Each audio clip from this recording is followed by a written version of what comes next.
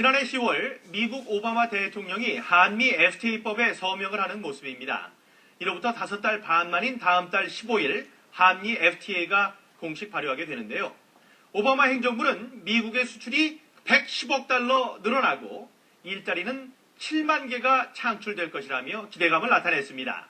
먼저 한미 FTA를 바라보는 미국의 시각을 워싱턴에서 이춘호 특파원이 보도합니다. 미국 정부는 오늘 한미 FTA 발효와 관련한 공식 성명을 발표했습니다. 커커 미 무역 대표는 핵심 동맹국인 한국과의 경제 동반자 관계와 양국 경제 통합이 강화될 것이라고 강조했습니다. 미국 경제에 미칠 긍정적인 효과도 설명했습니다. 1조 달러에 이르는 한국 시장이 개방됨으로써 미국의 수출과 일자리가 크게 늘 것이라는 기대감입니다. A goal of doubling America's exports over 5 years. We now expect to hit that target ahead of schedule. 제조업에서는 항공, 자동차, 화학, 전기 제품 등 공산품의 80%가량이 발효 즉시 무관세로 한국에 수출된다고 설명했습니다. 각종 수출 농산물도 3분의 2가 관세가 바로 없어진다고 밝혔습니다. 5,800억 달러 규모의 한국 서비스 시장 개방 효과도 크게 기대했습니다.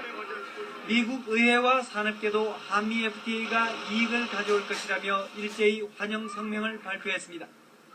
미국 정부는 투자자 국가소송제 등 논란이 되고 있는 분야는 언급하지 않은 채 긍정적인 효과를 부각시키는 데 주력했습니다. 워싱턴에서 KBS 뉴스 이춘호입니다. 한미 FTA가 발효되면 우리 경제 영토는 세계 GDP의 36%에서 61%로 넓어집니다. 아시아에서는 유일하게 세계 최대 경제권인 유럽연합과 미국 모두와 FTA를 맺은 나라가 되는 겁니다. 하지만 이게 끝이 아닙니다. FTA 효과를 제대로 누리려면 앞으로 풀어야 할 과제가 적지 않습니다. 계속해서 박현진 기자가 보도합니다.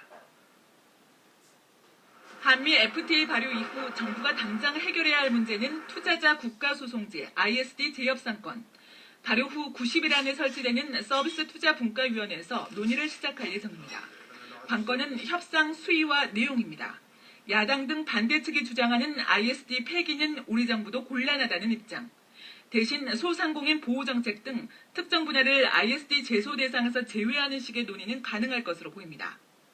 의견 수렴을 통해서 어떤 일정한 입장이 정리가 되면 그걸 기반으로 해서 협상을 해나가는 취약부문 지원 대책도 본격 추진됩니다.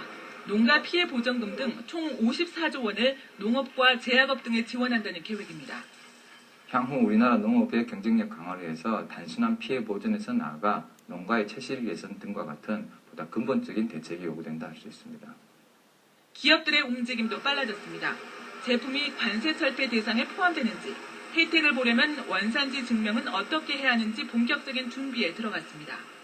바이어들이 실제 혜택을 누릴 수 있도록 오늘 중에 전체 미주 바이어들에게 FTA 발효에 대한 공문을 발송할 예정입니다. 하지만 중소수출업체들의 경우 원산지 입증 절차에 어려움을 겪고 있어 정부와 유관기관의 지원이 절실합니다.